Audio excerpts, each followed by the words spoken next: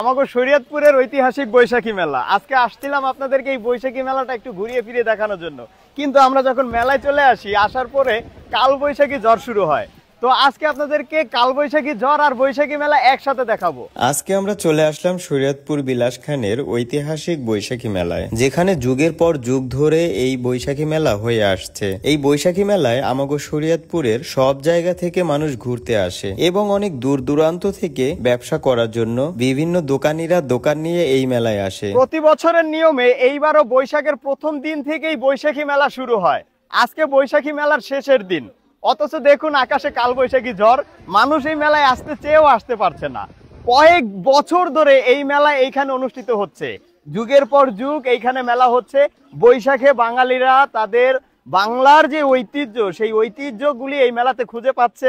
তারা এখানে আসছে, ঘুরছে, ফিরছে, খেলছে, খাবার কিনছে, প্রয়োজনীয় জিনিস কিনছে, যা কিছু প্রয়োজন সবকিছু কিনছে। আমরা আজকে একটু দুপুরের দিকে মেলায় যাই, কেননা আজকে মেলার শেষের দিন, তাই মেলায় মানুষের চাপ একটু বেশি থাকবে। তাই আমরা একটু দুপুরের দিকে যাই, যাতে করে মানুষের চাপ একটু কম থাকে। আমরা যখন মেলায় যাই তখন হঠাৎ করেই আকাশে কালো মেঘ জমে বাতাস শুরু হয়। তা দেখে দোকানিরা দোকানগুলি বন্ধ করে দিচ্ছিল। বৈশাখী মেলায় আর কিছু থাক বা না থাক, মিষ্টির দোকান থাকবেই। চাচা, আপনি এই মেলায় কত বছর যাবত দোকানদারি করেন? আমি আজকে 40 বছর মনে করো এখানে। এই মেলায় প্রতি বছরই আসেন? হ্যাঁ, আমরা প্রতি বছরে আসি। এই কেমন বেচাকিনি কেমন? বেচাকিনি আলহামদুলিল্লাহ ভালো। আজকে তো শেষের দিন, কিন্তু এখন তো তেমন মানুষ দেখা যাইতেছে না। বিকালে মনে করো বিকালে লোকজন আসে আবার বেরিয়ে দেবো গা। সকালে কি কিছু মানুষজন আসছিল? সকালে আসছিল সকালে ভালো লোক আসছিল। তো আপনারা শুনতে পেলেন যে এই চাচা এই মেলায় 40 বছর যাবত দোকানদারি করে। এইবার আপনারা একটু ভেবে নেন যে এই মেলাটা কত বছর যাবত এখানে অনুষ্ঠিত হয়। আমাদের জেনারেশনের জন্য ঐতিহ্যবাহী একটা জিনিস হচ্ছে এই ঘোড়া। আমাদের সময় আমরা যখন মেলায় আসতাম তখন আমাদেরকে এই মাটির ঘোড়া আমাদেরকে কিনে দিতেই হতো।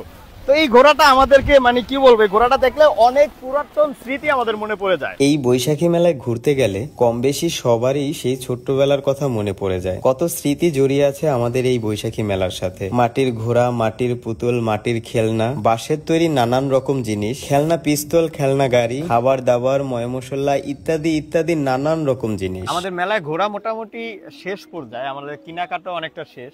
এখন আসলাম একটু খাওয়া দাওয়া করার জন্য, কিন্তু এখানে আসার পর একটু বৈশা বৈশা ভাবতেছি যে আকাশে যেই পরিমাণে মেঘ, যেভাবে বাতাস হচ্ছে, মানে আমরা দুইজন বাসা পর্যন্ত পৌঁছাইতে পারবো কিনা এইটা নিয়ে খুব বেশি টেনশন করতেছে। আজকের মতো ভিডিও এই পর্যন্তই। আসছিলাম আপনাদেরকে এই বৈশাখী মেলাটা একটু সুন্দর করে ঘুরিয়ে ফিরে দেখাবো, কিন্তু ব্যাপার হচ্ছে যে কাল বৈশাখী ঝড়ের কারণে দোকানপাট সবাই গুছাইয়া নিতেছে। তো আপনাদেরকে মেলাটা ওইভাবে দেখাইতে পারলাম না। হয়তো এই বছর আর এইখানে মেলা থাকবে না, আবার আগামী বছর। তো যদি আল্লাহ সুস্থ রাখে, বাঁচিয়ে রাখে, আগামী বছর আবার আপনাদেরকে এই কালীখোলার মেলা দেখাবো।